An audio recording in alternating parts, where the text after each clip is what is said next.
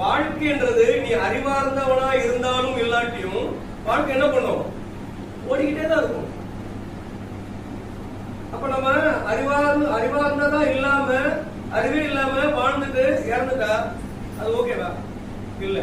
அப்ப நம்ம அறிவை மேம்படுத்தணும் இல்லையா? அதுல ஒரு பகுதி தான் மாஷினா, அதுல ஒரு பகுதி தான் உடம்பு அறிவு மனசு மூணு.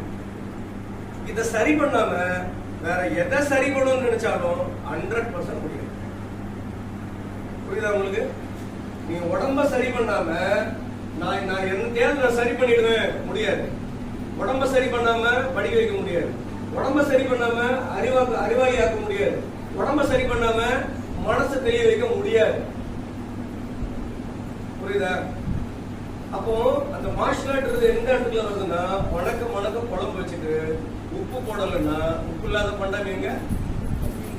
உப்பு இல்லாத